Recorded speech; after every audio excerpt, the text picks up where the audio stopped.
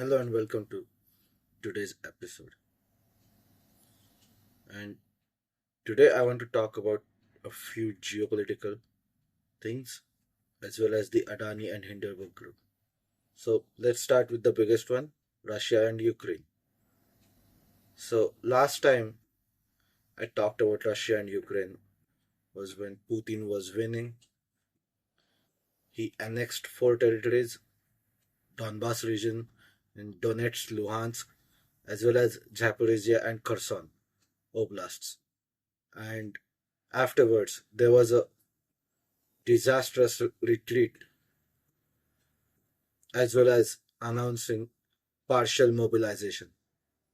So it went from special military operation to partial mobilization. What does that mean? It means Russia is serious now, and Ukraine is always winning for some reason. And even though it's winning, it's always asking for more weapons to the West. USA has sent about $100 billion to Ukraine. Wow. And now Germany, after a lot of resistance, has agreed to provide Leopard tanks to Ukraine. UK is providing Challenger tanks to Ukraine, and USA is sending M1 Abrams to Ukraine for this upcoming Russian operation or invasion. And when this mobilization begins, fighting. And let me put it this way, it's not going well for Ukraine. Not at all. So, so Russia, in few days ago, captured a small town or city called Soledar, and there has been intense fighting between Russia and Ukraine in for a cap for capturing a city called Bakhmut.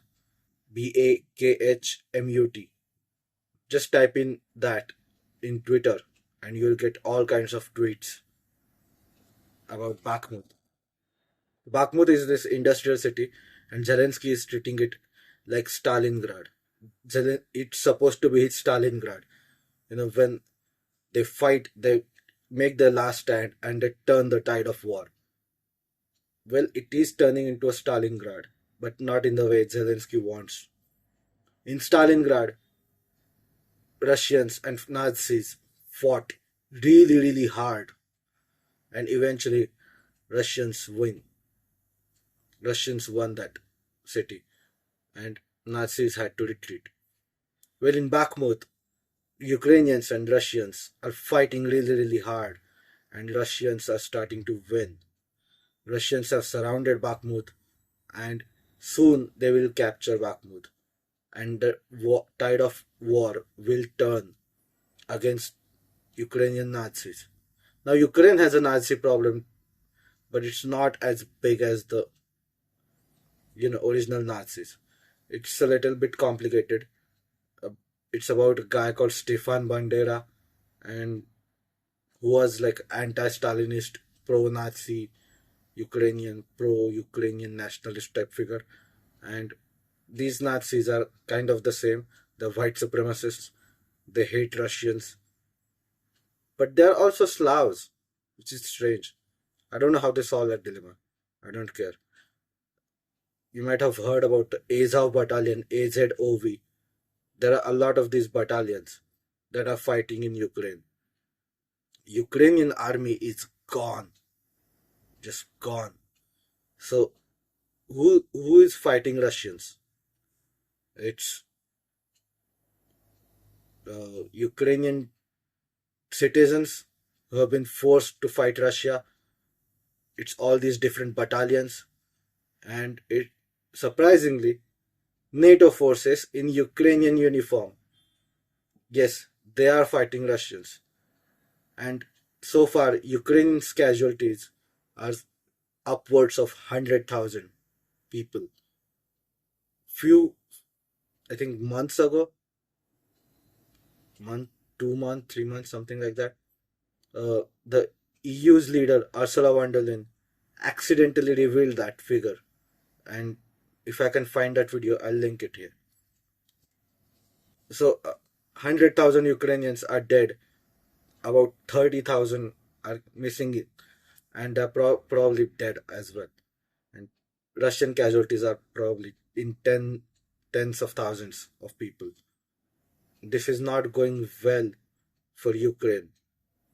Putin underestimated Western response. That's why he that's why he called it a special military operation, because it was not a full-on invasion. It was probably supposed to be some kind of salami slicing tactic to annex few territories from Ukraine, because Ukraine was bombing them in the Donbas region, Donetsk and Luhansk, and Putin will annex those and as well as bully Ukraine and stop it from joining NATO. That is now out of window. And soon Bakhmut will fall, and Russia will probably go after Kherson back again. Because remember, Russia annexed four regions: Donetsk, Luhansk, Zaporizhia, and Kherson. These four oblasts. And Donetsk and Luhansk make the Donbas region. If Bakhmut falls, then Donetsk and Luhansk are secured in Russian territory. And same goes for Kherson. Kherson falls, Kherson is secure in Russian territory. What happens to the rest of Ukraine? Well, there are four outcomes. First one is what West fears, or many of European countries fear, that Russia will go for Poland. It seems unlikely, but we don't know. Putin has announced a full, was it Putin or I don't know, Russian government has announced full militarization, not in Ukraine but long term militarization. So their military is now going to be much stronger than before. After this war, Russian military will be far stronger.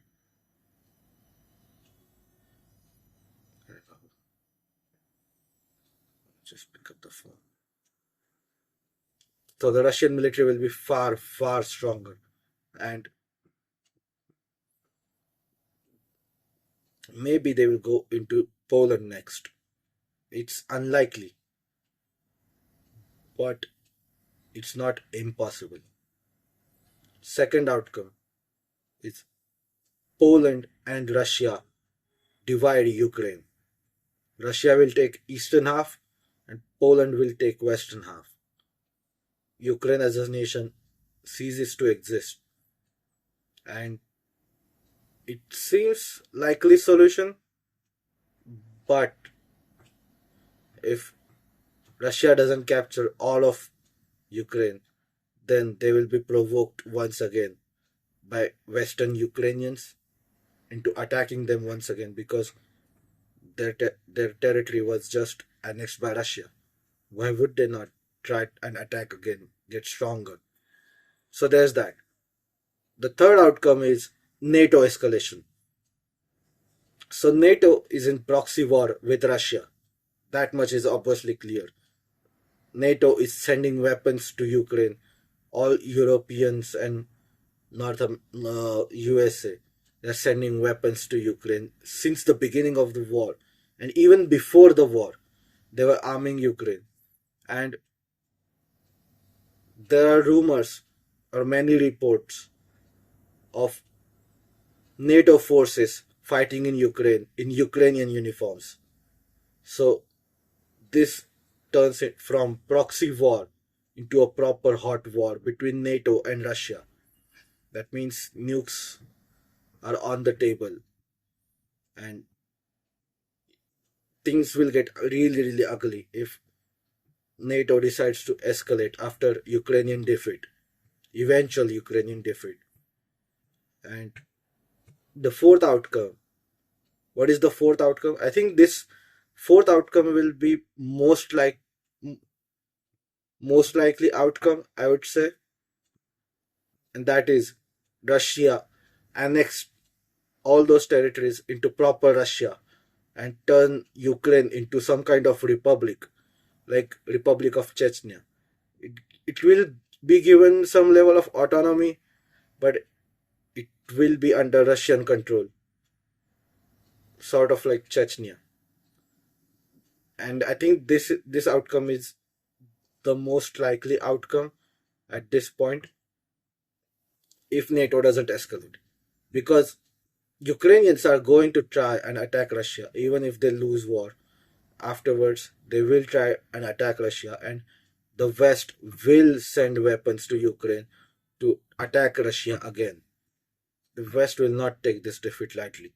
And the only option is to stop flow of weapons into Ukraine from Poland. And for that to happen, Russian forces need to be at the border of Ukraine and Poland in the western side of Ukraine. And I think that will be the most likely outcome. Russia will annex the Russian speaking parts of Ukraine. These four territories they will maintain that they annexed, and they will maintain that into proper Russia. They will integrate those republics into proper Russia, and Ukraine will gain some kind of autonomy. Things will get ugly. And this offensive of the mobilization was supposed to come in winter, but this but the last year and also this year, winter wasn't as harsh in Europe as winter is usually in Europe. So that offensive did not happen. The ground needs to be solid for Russian offensive. Otherwise they'll get bogged down and get stuck in the mud, and just like the Nazis did when they invaded the Soviet Union. And though that will create a lot of logistical challenge that Russia does not want. And therefore, when the ground is solid, Russians will attack. And that it's supposed to be in spring, starting maybe in February, maybe. And that's why Ukraine is asking for all these tanks. The M1 Abrams tanks will take months to arrive in Ukraine because US doesn't have those tanks. They have to manufacture those tanks, and they have to send those tanks to Ukraine. So it will be Leopard tanks, German tanks, filled and used by all these battalions and Ukrainian forces, all these banderites, Nazis against Russians. History repeats itself, huh? And here's why. And I, I discovered this. I think the thought came in my mind, to be more precise, that the reason why Russia is afraid of NATO is because of their history with Napoleon and Hitler. Europe has invaded Russia multiple times throughout the century. It's 10 plus. And all these countries have been, Poland has invaded, Sweden, England, but the biggest ones came from continental Europe to Russia when the continental Europe was united under some leadership. First time the continental Europe united was under Napoleon, and that was a disaster for Russia. Russians won in the end, but it was not pretty. Uh, Lights have gone out, and now I'm stuck. Great, great lighting, great lighting.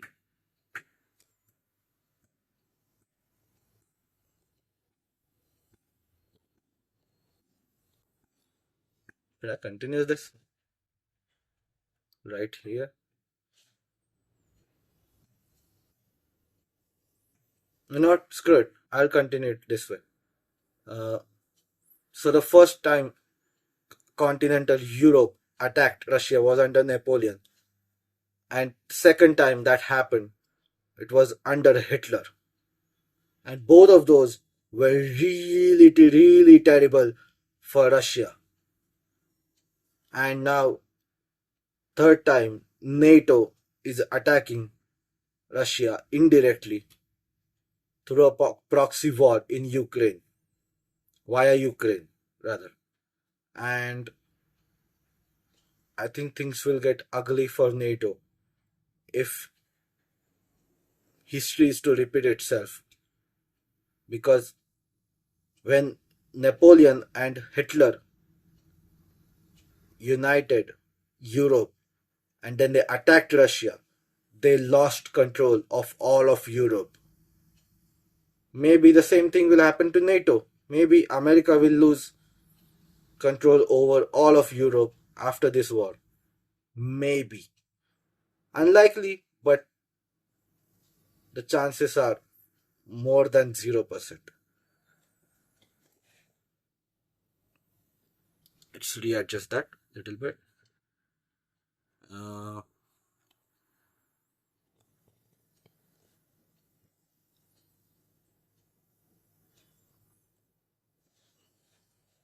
okay.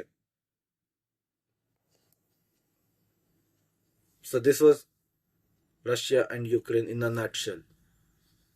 What will happen?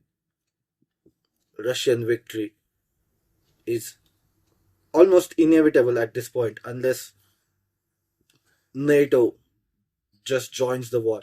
There are about 100,000 NATO troops stationed in Poland and Romania. Most of NATO countries are not excited for this war at all. The ones that are most hyped for this war and the ones that are pushing really hard for this war are United States, United Kingdom, Poland, Romania, and maybe the Baltic states. But Baltic states not that much.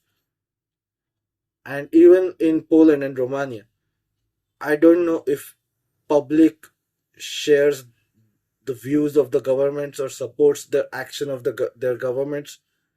They they definitely dislike Russia. That's for sure. Polish people and especially Polish people, they really dislike Russians. But do they want a war? I don't know. I don't know. I don't think so. So Russian victory is inevitable, just a matter of time. Unless NATO escalates, then things will get really ugly for both Russia and NATO. Because who who's stopping either side from using nuclear weapons? Both sides have nukes. And speaking of NATO, I think I read this yesterday that the head of NATO, Jens Stoltenberg, was in South Korea or Japan or something like that.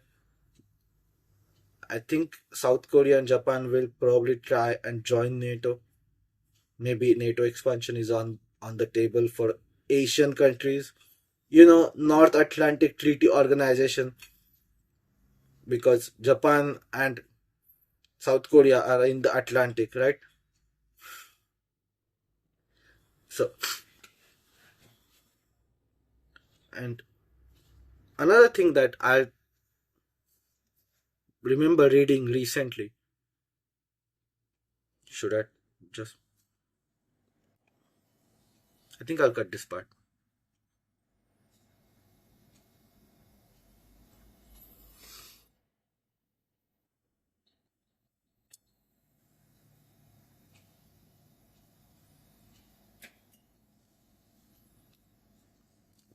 I remember reading this recently that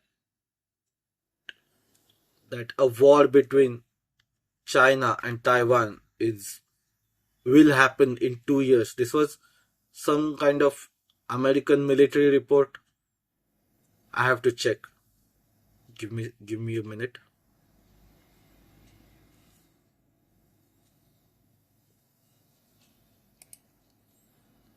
Lights had to go out just at this time of recording. Screw that. Ugh.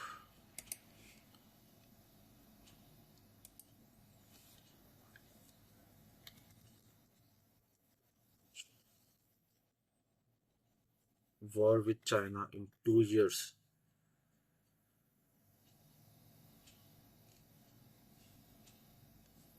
This is. Let's see. Why is a US general predicting war with China by 2025? Open conflict between China and United States could be just 2 years away, according to an unusually blunt memo by a top US general. That is just the latest in number of alarming predictions that the world's two leading military powers are at risk of direct collision, most likely over the fate of Taiwan. The warning came from a top Air Force commander, General Michael A. Manahan, who cited Chinese leader Xi Jinping's securing of third term and January 2024 presidential elections in Taiwan, the self-governing democracy of 23 million that Beijing claims as its territory, as reasons to accelerate troop preparation. Why US military is so worried about China? Using Beijing's view is that the United States is entirely to blame for diplomatic and military tensions. An official white paper about China's Taiwan strategy, released after then House Speaker Nancy Pelosi became highest-ranking U.S. politician to visit island democracy since 1997, accused Washington of using Taiwan to contain China.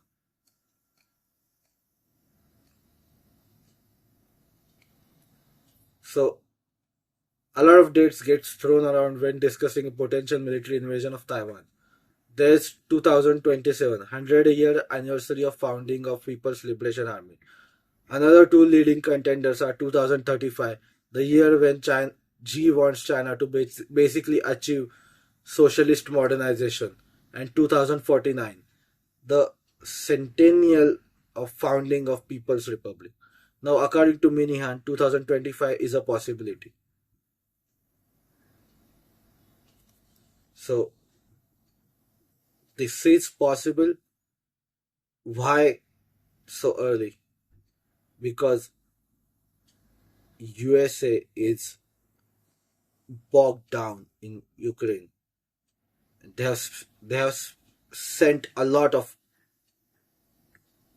a lot of weapons to Ukraine that their own stockpile is being slowly reduced.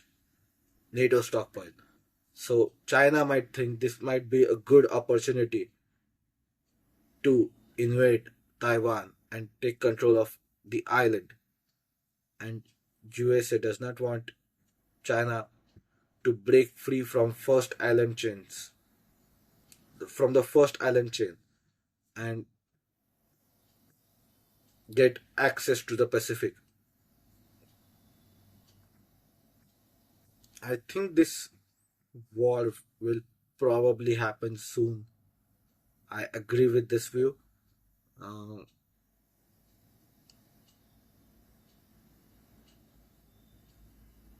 I think Russia Ukraine is a big part of this, and I think China will try to exploit this opportunity because right, America is militarily distracted. The stockpiles are low. American people are tired of foreign wars, foreign intervention that American establishment likes, and there are elections in 2024. That's another thing. And there's so many reasons why I agree that there will be a war soon. I'm not saying there's 100% chance there will be a war by 2025, but there is more than 0% chance, let's just say more than 1%. How about that? And yeah, all these reasons are correct. And who's to blame for this? I think both sides. Beijing, of course, they want the island. Taiwanese have fought for their independence, and by independence, they've just become American satellite. Taiwan, yeah. And once again, I don't think Europe will like to get involved in this war, especially after Russia takes over Ukraine, and because Europe has economic interests with China. Europe does not want to choose between United States and China, but it might be forced to go along with the US. And what about India? Will India get involved in this war if China invades Taiwan? Before the formation of Quad, I would have said no, there's no chance. But after the formation of Quad, I think that chance is more than 1%. So, what is Quad? Quadrilateral Security Dialogue. The Indo Pacific Quadrilateral Dialogue, commonly known as Quad and sometimes incorrectly referred to as Security Dialogue, is a multilateral dialogue between Australia, India, Japan, and United States that is maintained by talks between member countries. The dialogue was initiated in 2007 by Japanese Prime Minister Shinzo Abe with support of Australian Prime Minister John Howard, Indian Prime Minister Manmohan Singh, and US Vice President Dick Cheney.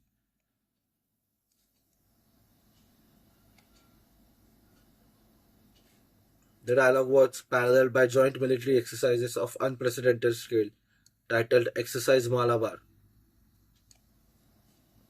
The diplomatic and military arrangement was widely viewed as a response to increased Chinese economic and military power, and the Chinese government responded to quadrilateral dialogue by issuing formal diplomatic protests to its members, calling it Asian NATO. Indian Foreign Minister S. Jaishankar denies China's allegations and claimed India never had NATO mentality. So, what will India do? Of course, it's in India's interest to let China and USA battle it out while India just quietly develops and keeps making economic progress. But, but, with Quad, things will get ugly. Will China want a war on two fronts? No. But will they try to bully India into not fighting them? Maybe. Will they? Will India try? Will India try to go after China while it's busy in Taiwan? Unlikely, because India doesn't have offensive history. At least the modern India. It's always almost always has fought defensive wars. Always, not almost always, always. But things change, and we don't know.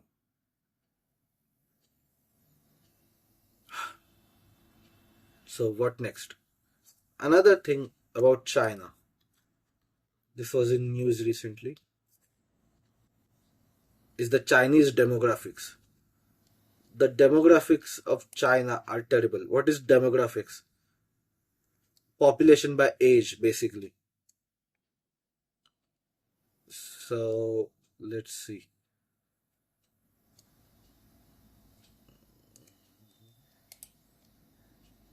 This is CNN. Let's go with CNN for this.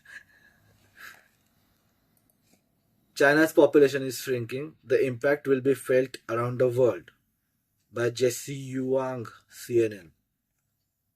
So, the country's population fell in 2022 to 1.411 billion, down some 850,000 people from previous year.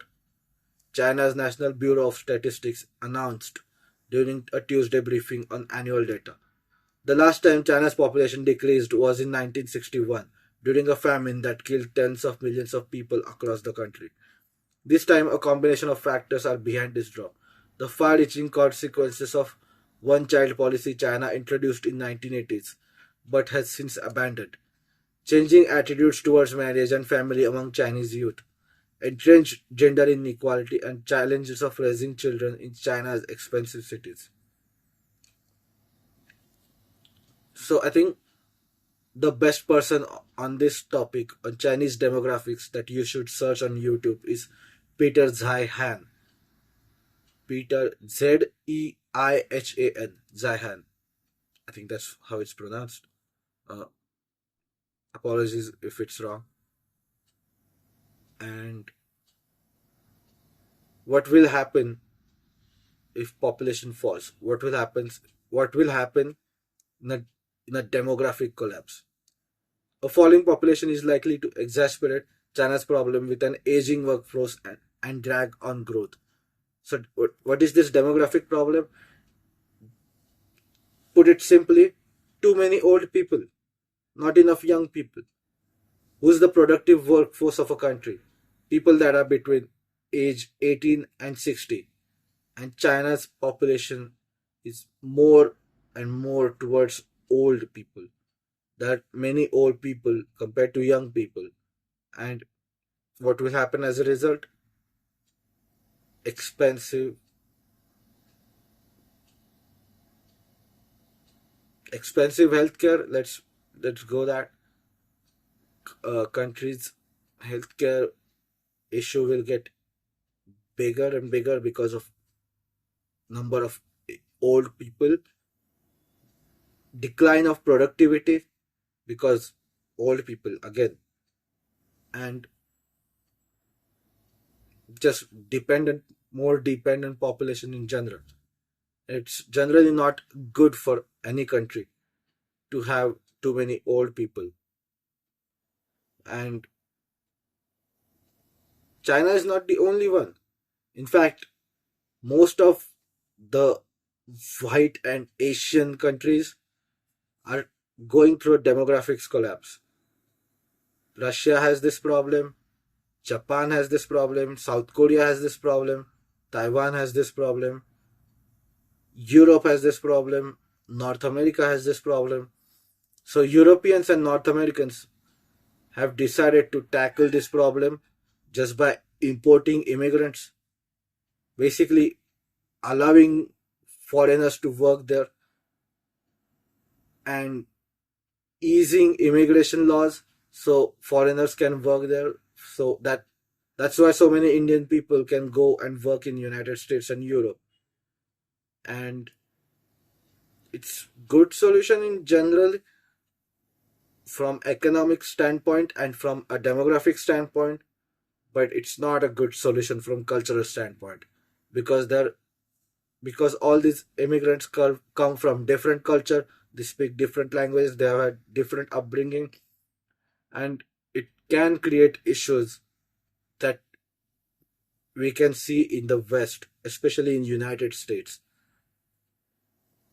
And in United States, they are just the gates are open for migration. You can just go to Mexican border and just travel by foot to United States. Basically, at this point, just people are coming in, migrants, and migration can introduce its own problems because native young population cannot does not have those same economic opportunities because migrants can work for cheap. That's another thing about migrants. They are cheaper for corporations and from employer standpoint, and than the native population, and it will drive down wages significantly for all people. So wages are the reason why corporations want immigrants, and demographics are the reason why governments want immigrants. It's the same reason for all this Arabic migration into Europe. If you look at European history, all these crusades, they've been trying to stop Arabs from entering Europe for hundreds of years. That's what all the crusades were about. That's why they were fighting Ottomans. And now they're just letting them come in. Why? Because native European population is going through a demographics crisis. Russia has this problem too, but Russia does not have high levels of immigration. And we will see how this demographics crisis plays out in China, in Japan, Russia, Europe, North America. In Europe and North America, it might not be a big deal if they can manage the cultural aspect of it, and I think they will be fine. Maybe. What about Russia? Russia is the most unstable one of all these people. And what about China? China will be unstable from a political and economic standpoint. But here's the thing, Chinese people have suffered from Mao Zedong, North Korea like conditions. They have increased their wealth under the same party that starved millions of their own people. So maybe that party will have an easier chance of controlling that population when it's going through that collapse. If they manage the economic side of it, if they transition their economy from manufacturing, low and medium level manufacturing, to maybe advanced level manufacturing, and a strong consumer base like Germany, Japan, USA, if they make that transition, maybe they will have an easier time. And even after the demographics collapse of China is complete, they will still have at least 700 million people. That's half of their population, but that's also double the population of United States. Even after the collapse, China's population will be double that of United States current population, and they just have to keep their country together and not let just not let it collapse like the Soviet Union or something like that. And there are going to be some outside forces that will try to take advantage of this demographics crisis and ensure the collapse of China. See,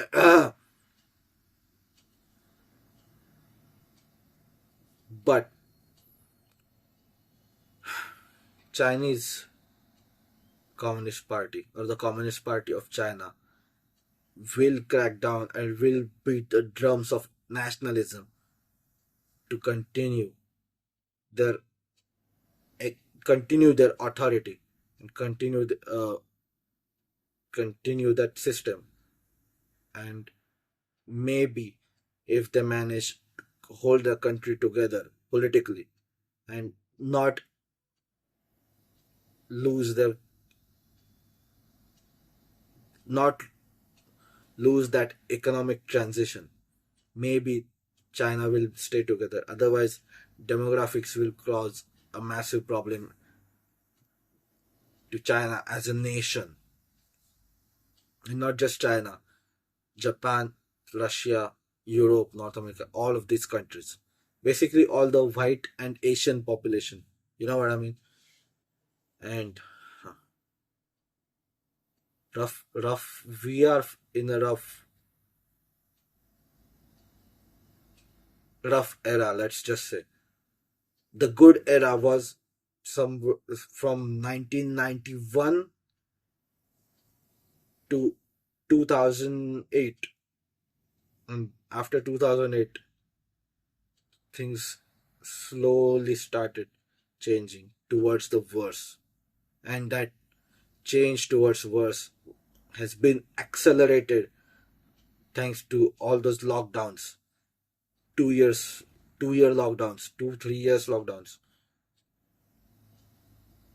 and we are in a rough time. Things will get ugly for almost all over the world. Of course, things were ugly in 90s for, say, Eastern Europe and Soviet Union, former Soviet Union, and things were ugly in early 2000s for the Arab world because of all the wars that US had fought. But now I think the entire world will will go through an ugly phase. What else? Pakistan. Let's talk about Pakistan, shall we?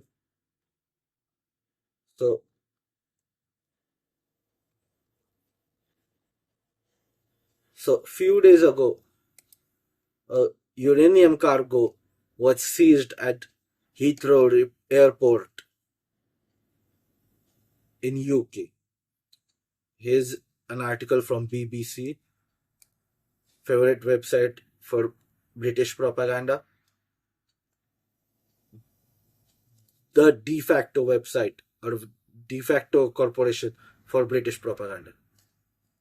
Police are investigating after metal contaminated with uranium was found at London's Heathrow Airport last month. And the Sun, which first reported the news, said the uranium came from Pakistan. So Pakistan is going through an economic crisis, just just terrible crisis. Let's see. People don't have money for energy. They, the foreign exchange reserves are at historic low levels. They're not getting loans. They're not getting bailed out like they used to.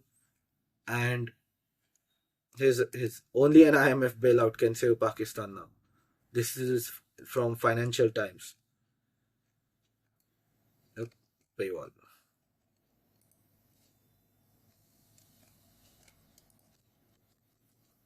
Let's see if there is another. Pakistan faces more hardship as government takes tough measures to secure IMF loan. With Pakistan going through severe economic crisis, government has moved to take several harsh decisions in order to secure $6.5 billion bailout program from International Monetary Fund. So they have to basically give out gas through rations basically. People are starving and people don't have money at all, just completely. How does that relate to the uranium story? Well, Pakistan needs money. Pakistan has nuclear weapons. What if it decides to sell those nuclear weapons? Then it's a problem. Who will it sell it to? Well, allegedly, Pakistan helped North Korea for its nuclear program. What if it decides to sell those nukes to Iran? What if it decides to sell those nuclear weapons to Ukraine? What if Pakistan decides to sell those nuclear weapons to Arab countries like Saudi Arabia or UAE, for example? Yikes. So we know all the history or current tensions in the Arab world. There are basically four major powers. One is Iran, second is Turkey, third is Israel, and fourth is Saudi Arabia. Israel allegedly has nuclear weapons. Allegedly, Saudi Arabia, Turkey, and Iran does not have they don't have nuclear weapons, and Iran has been trying to get nuclear weapons for more than a decade now. And what if Pakistan decides to sell them? What if Pakistani government collapses and those nukes fall into hands of those terrorists? What will happen then? That's why a nuclear Pakistan is as much of a big problem as nuclear North Korea, or a hypothetical nuclear Somalia. You don't want a country like Pakistan to have nukes. Someone has to pull out those nukes.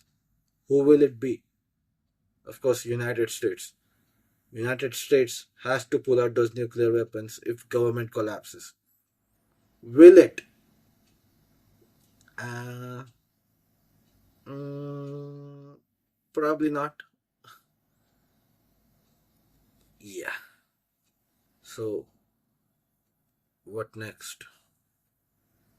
Should I just talk about Adani and Hindenburg story? Hindenburg, right?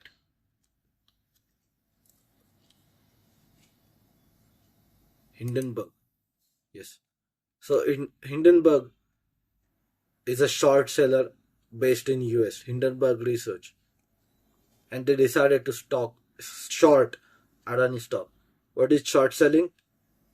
Well, you want to make money in the stock market, you have to buy at a lower price and sell at a higher price.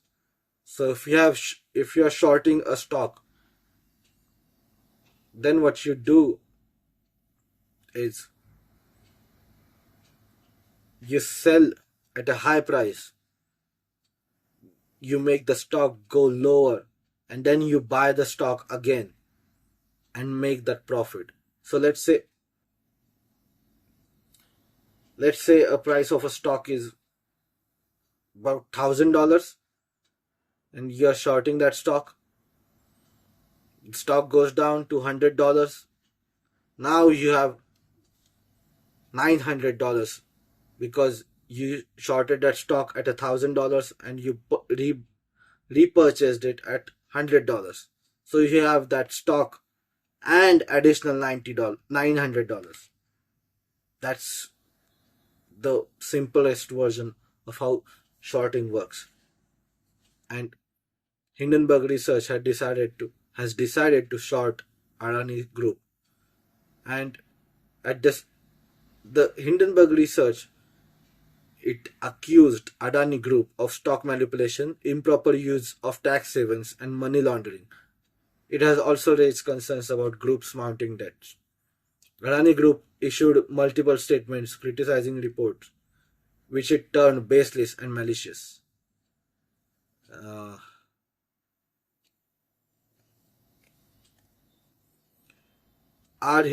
is Hindenburg Research wrong about Adani? Seems unlikely. They're probably right. Probably, I don't know. But do they have motive for profit? Yes. They're a short seller and they're shorting a stock. Of course, they are trying to do that. And this report was released just few days before Adani Enterprises FPO follow on public offering. And you have to keep up with this drama.